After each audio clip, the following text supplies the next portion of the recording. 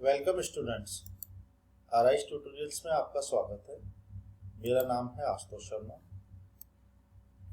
आज हम class 8 science का chapter number 1 crop production and management के बारे में पढ़ेंगे।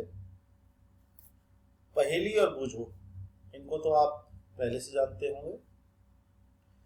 तो पहेली और बूझो अपने अंकल के घर गए समर्स में, और उनके अंकल जो हैं वो एक फार्मर हैं। तो वहाँ पर उन्होंने कुछ टूल्स देखे जो एग्रीकल्चर में यूज होते हैं, खुरपी, सिकल, शॉवल, प्लो, ईटीसी। जैसा हम पहले की क्लासेज में पढ़ चुके हैं कि जितने भी लिविंग ऑर्गेनिज्म हैं सबको फूड की रिक्वायरमेंट होती है। फूड की रिक्वायरमेंट्स क्यों होती है?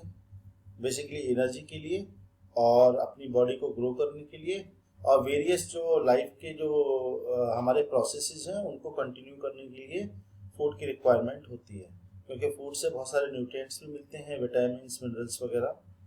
लेकिन केवल जो प्लांट्स होते हैं वही अपना फूड खुद बना सकते हैं। That's why these are called autotrophs. जो ग्रीन प्लांट्स हैं वो सिंथेसाइज करते हैं अपने फूड को थ्रू फोटोसिंथेसिस। तो फिर एनिमल्स और जो बाकी के ऑर्गेनिज्म हैं उनको फूड कहाँ से मिलता है? तो बेसिकली जो आप पहले ही पढ़ चुके हैं कि जो बाकी के जो एनिमल्स हैं या ह्यूमंस हैं या जो बाकी के ऑर्गेनिज्म हैं उनको फूड जो मिलता है वो प्लांट से मिलता है या अदर एनिमल्स से, या दोनों से मिलता है। अब हम देखते हैं कि फूड की रिक्वायरमेंट तो सबको होती है, तो क्योंकि हमारी कंट्री में या अर्थ पर बहुत सारे ऑर्गेनिज्म हैं, अगर हम ह्यूमंस की बात करें तो बहुत सारे लोग हैं, तो उन सब के लिए हमें ज़्यादा फूड की रिक्वायरमेंट होती है। यानी कि जो प्लांट्स हैं वो हमें लार्ज स्केल पर चाहिए। लार्ज स्केल पर जब किसी प्लांट को हम उगाते हैं then it is called the crop. तो बेसिकली फूड प्रोडक्शन जो है वो लार्ज स्केल पर होना चाहिए। सबकी फूड की रिक्वायरमेंट को, जो पॉपुलेशन है उसको पूरा करने के लिए हमें रेगुलर प्रोडक्शन करना है, उसका प्रॉपर मैनेजमेंट करना है और डिस्ट्रीब्यूशन भी करना है, यानी सबको प्रॉपर फूड मिल सके। इसी के बारे में हम इस चैप्टर में पढ़ेंगे। तो हमारा पहला टॉपिक है एग्रीकल्चरल प्रैक्टिसेस। बेसिकली 10,000 BC की अगर हम बात करें तो पहले जो पीपल थे उनको हम नोमैड्स कहते थे या नोमैडिक पीपल कहते थे। क्यों? क्योंकि वो उनके पास कोई प्रॉपर शेल्टर नहीं होता था, अपना कोई घर नहीं होता था, रहने की एक निश्चित जगह नहीं होती थी। वो फूड के लिए और शेल्टर के लिए इधर उधर घूमते रहते थे। जहाँ भी उन्हें फ्रूट्स, वेजिटेबल वगैरह मिलते थे वो उनको खाते थे, एनिमल्स को हंट करके खाते थे। बाद में वो सिविलाइज हुए और उन्होंने राइस, व्हीट या अदर क्रॉप्स जो हैं उनको प्रोड्यूस करना शुरू किया, और यहीं से एग्रीकल्चर का जन्म हुआ। जैसा मैंने आपको पहले भी बताया था कि जो प्लांट्स हैं, सेम काइंड के प्लांट्स जब एक ही प्लेस पर लार्ज स्केल में ग्रो किए जाते हैं then it is called the crop. जैसे एग्जांपल के लिए व्हीट की क्रॉप हो सकती है, राइस की क्रॉप हो सकती है, अलग अलग तरह की क्रॉप्स हो सकती हैं।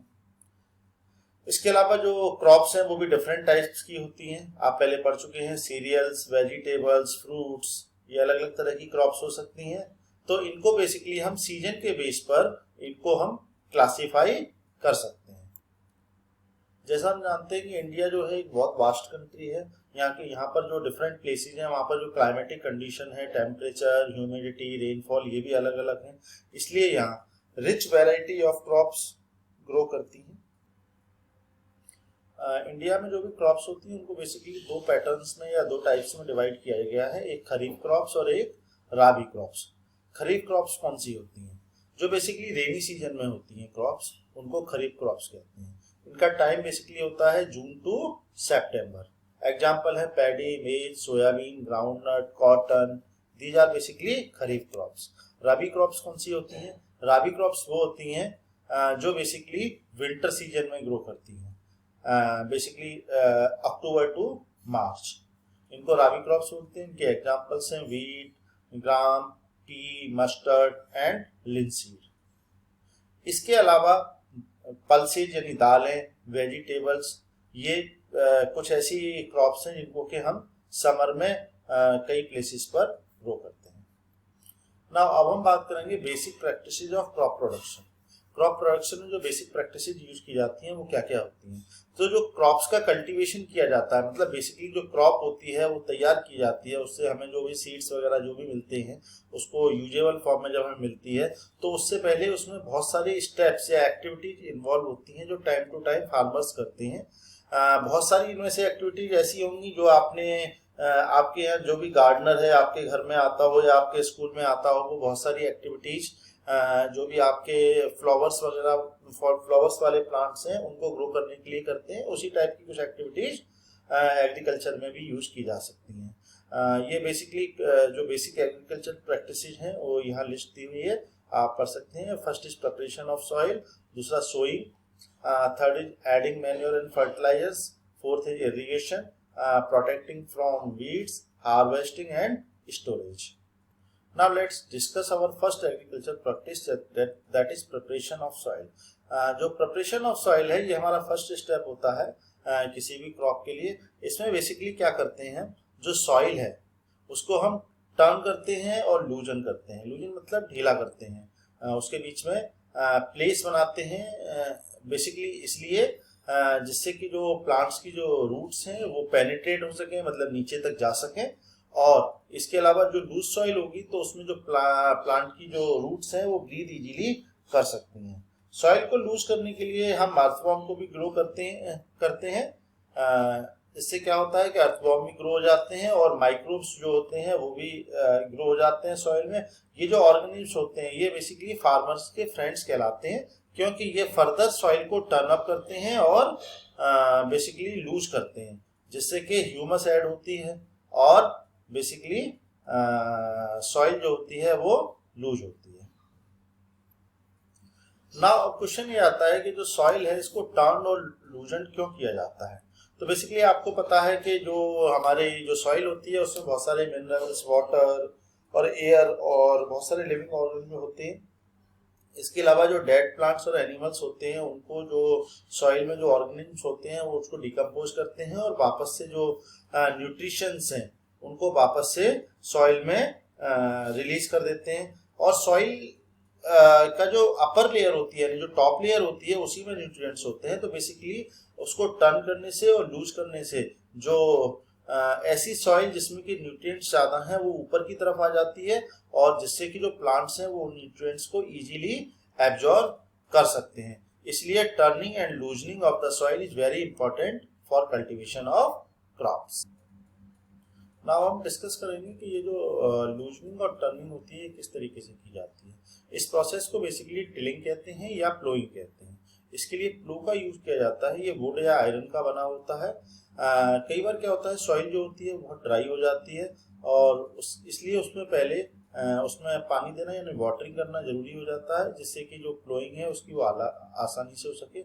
इसके अलावा जो कई बार क्या होता है बिग क्लम्प्स बन जाते हैं, बड़े बड़े टुकड़े बन जाते हैं और इनको तोड़ने के लिए भी यानी कि मिट्टी को छोटे छोटे टुकड़ों में छोटे छोटे पार्ट्स में तोड़ने के लिए भी प्लोइंग की जाती है। इसके बाद जब प्लोइंग हो जाती है तो जो मिट्टी है उसका लेवल ऊंचा नीचा हो जाता है, तो इसके लिए हम लेवलर का यूज करते हैं। जो लेवलर होता है वो क्या करता है वापस से मिट्टी को एक लेवल में ले आता है, जिससे कि इरिगेशन जब होता है कि पानी जो दिया जाता है जब फील्ड में तो वो पानी भी प्रॉपरली सारे पूरे फील्ड में डिस्ट्रीब्यूट हो जाता है। और कई बार क्या होता है कि टिलिंग से पहले मैन्योर भी ऐड किया जाता है, तो वो भी मैन्योर भी प्रॉपरली मैन्योर मींस जो खाद होती है वो भी प्रॉपरली सॉइल में मिक्स हो जाती है। नाउ एग्रीकल्चर इम्प्लीमेंट्स, बहुत सारे ऐसे टूल्स हैं जो एग्रीकल्चर की जो प्रैक्टिस है उसमें यूज किए जाते हैं। जैसे कि पहला टूल हमने पढ़ा था, इट इज बेसिकली प्लो। प्लो ये इसका प्लो का ये बीम होता है और इसको हम प्लो शाफ्ट बोलते हैं और ये प्लो शेयर होता है। ये हिस्सा है बेसिकली जो कि सॉइल के अंदर जाता है और उसको लूजन करता है या टर्न करता है। तो बेसिकली हम प्लो के बारे में पढ़ेंगे। अब जैसा हम जानते हैं कि जो प्लो है हमारा वो बहुत ही एशियंट टाइम से टिलिंग के लिए यूज किया जा रहा है। इसके लिए इसको हम यूज करते हैं टिलिंग के लिए, क्रॉप्स में फर्टिलाइजर्स ऐड करने के लिए, वीड्स को रिमूव करने के लिए और सॉइल को टर्न करने के लिए। ये बेसिकली ऐसा अभी हमने इसकी ड्राइंग में देखा था, इसमें बेसिकली एक बीम होती है जो बुल्स होते हैं उनके या बुलक्स जो होते हैं उनकी नेक पर होती है। इसके बाद यहाँ पर एक ये प्लो शाफ्ट होती है जो पीछे प्लो शेयर से कनेक्टेड होती है। इसमें एक हैंडल होता है और नाव अब आजकल इसकी जगह आयरन के प्लो यूज किए जाते हैं जो बेसिकली ट्रैक्टर की हेल्प से चलते हैं। अब नेक्स्ट एग्रीकल्चरल इम्प्लीमेंट और टूल इज बेसिकली हो आपका एक सिंपल टूल है जिसको कि हम वीड्स को रिमूव करने के लिए और सॉइल को लूजन करने के लिए यूज करते हैं। वीड्स आप समझते हैं, वीड्स बेसिकली वो प्लांट्स होते हैं जो क्रॉप्स के अलावा अनवांटेड प्लांट्स होते हैं जो क्रॉप्स के अलावा फील्ड में उग जाते हैं और जिसकी वजह से जो क्रॉप का प्रोडक्शन है वो इफेक्ट होता है। जैसे आपने बथुआ सुना होगा, जब गेहूं की क्रॉप्स लगती है तो उसमें साथ में बथुआ भी लग जाता है। तो ये जो बथुआ होता है ये बेसिकली जो न्यूट्रिएंट्स वीट को मिलने चाहिए यानी गेहूं को मिलने चाहिए वो न्यूट्रिएंट्स को ये जो बथुआ है वो लेने लगता है। तो this is called the weeds. तो इसलिए हमें गेहूं की क्रॉप में से बथुए को हम अलग निकालते हैं। वो बात अलग है कि बथुए को भी हम अलग से यूज कर सकते हैं। सो बेसिकली ये वो एक सिंपल टूल होता है जिसमें एक लॉन्ग रॉड होती है वुड की या आयरन की और एक स्ट्रॉन्ग ब्रॉड और बेंड प्लेट होती है जो फिक्स होती है एक एंड पर जो लॉन्ग रॉड होती है उसके, और इसको बेसिकली एनिमल से पुल किया जाता है। This is the picture of basically drawing of हो। Next is cultivator. आजकल जो प्लोइंग होती है वो बेसिकली ट्रैक्टर से होती है और ट्रैक्टर में जो यूज होता है प्लोइंग के लिए that is called the cultivator. इससे लेबर और टाइम दोनों सेव होते हैं। This is the cultivator. Now our next topic is sowing. Sowing का मतलब क्या होता है? सोइंग बेसिकली जब हमने प्लो कर दिया, फील्ड को प्लो कर दिया यानी कि सॉइल को लूजन कर लिया, टर्न अप कर लिया, तो उसके बाद हम उसमें जो सीड्स हैं सीड्स को सॉइल के अंदर डालते हैं। This is called the sowing. Sowing is an important part of crop production. Before sowing good quality clean and healthy seeds of a good variety are selected. तो बेसिकली गुड क्वालिटी के healthy seeds जो होते हैं good variety के उनको select करना चाहिए, उन्हीं को शो करना चाहिए यानी कि उन्हीं को हमें क्रॉप्स के लिए अर्थ में डालना चाहिए।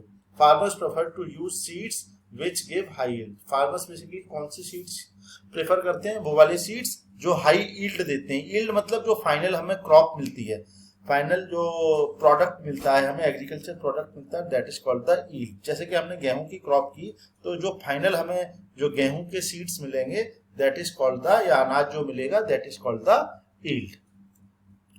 नाउ हम बात करते हैं कि जो सीड्स का है इनका सीड्स का सिलेक्शन कैसे किया जाता है। तो सीड्स का सिलेक्शन के लिए बेसिकली जो सीड्स होते हैं उनको हम अगर वाटर में डाल दें तो कुछ सीड्स ऐसे होते हैं जो सिंक कर जाते हैं यानी डूब जाते हैं, कुछ सीड्स ऐसे होते हैं जो फ्लोट करते हैं। तो बेसिकली फ्लोट कौन से, जो लाइटर सीड्स होंगे वो फ्लोट करेंगे। लाइटर सीड्स का मतलब वो डैमेज है यानी कि अंदर से हॉलो है। तो बेसिकली जो फ्लोट कर रहे हैं उनको हम अलग निकाल देते हैं और जो सिंक करते हैं सीड्स उनको हम यूज कर लेते हैं क्योंकि वो हमारे हेल्थी सीड्स होते हैं। इसके बाद जो हेल्थी सीड्स हैं उनको बेसिकली हम सोइंग के लिए यूज करते हैं। उसके लिए हम एक ट्रेडिशनल टूल का यूज करते हैं। इसको बेसिकली ये जो टूल होता है जो सीड्स को शो करने के लिए यूज किया जाता है, इसमें एक फनल होती है और जो फनल है इसमें सीड्स को भर दिया जाता है। उसके बाद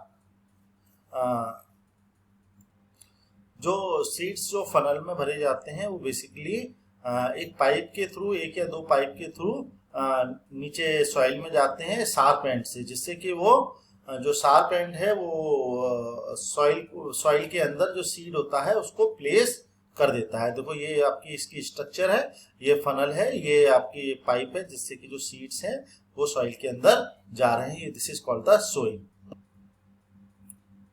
आजकल सोइंग के लिए हम सीड ड्रिल यूज करते हैं। ये सीड ड्रिल जो है ये बेसिकली कल्टीवेटर की तरह होता है, इसको ट्रैक्टर की हेल्प से यूज करते हैं। इसकी स्पेशलिटी ये है कि ये क्या करता है, इक्वल डिस्टेंस पर और डेप्थ पर बेसिकली जो सीड्स है उसको यूनिफॉर्मली सॉइल में डिस्ट्रीब्यूट करता है। इसके अलावा इसको ये सोइंग के बाद सॉइल से कवर भी करता है जिससे कि जो बर्ड्स वगैरह हैं वो इसको खा नहीं पाए।